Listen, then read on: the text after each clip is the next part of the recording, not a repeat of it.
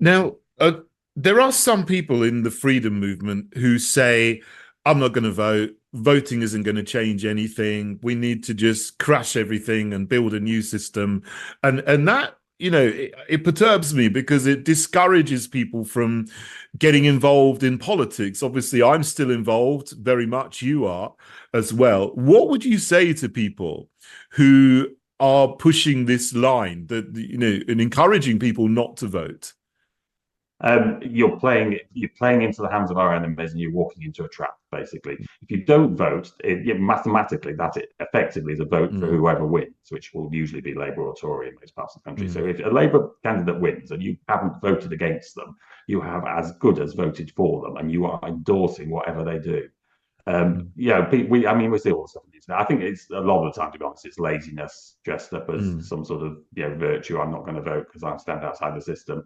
I don't see any of these, this crushing of Parliament or storming of Parliament or these alternative mm, communities or alternative systems. I don't see a great deal of that that's been built up over the last 4 years, if I'm honest. mm, Essentially, I suppose what I would say is, are you 100% certain in your opinions? And there's very few opinions I'm 100% certain of. Because if you're not, it doesn't cost anything to vote. It costs a couple of minutes of your time. It's mm, less time than going to buy a pint of milk from the shop. It costs nothing. You're not contracting with the government. Nobody knows who you put your cross next to. So mm. just if you're only 99% certain that it's a rigged system, then just go with the 1% on that particular one day. Give us a hand. Carry on doing whatever else you want to do. These things aren't mutually Mm. exclusive. There's lots and lots of good work going on. You have the Light newspaper and stuff like that, and the Rebels on Roundabout. So there's loads of good stuff in the freedom movement. And the people that are active in those are often the ones that are quite happy to be active and help in politics as well, because it does Mm. sort of divide down into those that really are prepared to get outside and do something, and those that are keyboard warriors at the end of the day is my experience. So I would Yeah. just suspend your disbelief.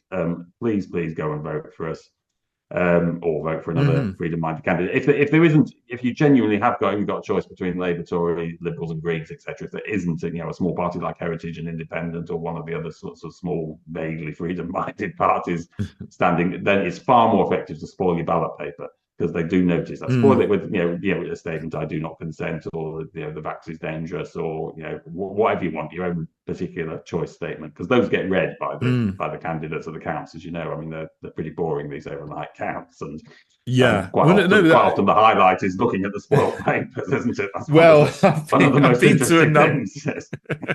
I've been to a um, number of counts, and yeah, the number of reproductive organs that get written yes, on the exactly. papers is quite extraordinary. I think they're used to that. But someone else has been on the show, Graham Moore, made a Yeah. very, very good point. If you write "I do not consent," they count that, or that actually is a genuinely political statement. Whereas if you just spoil your ballot paper randomly, and Yeah.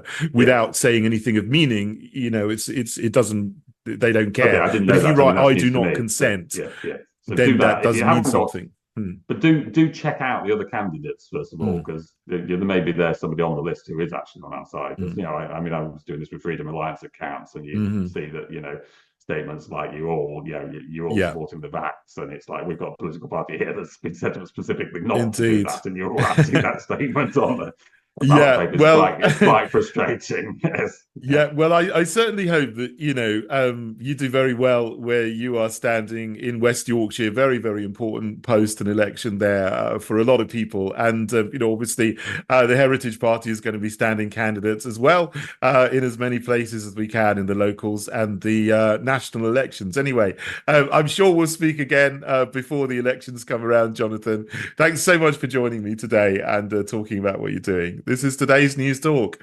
TNT.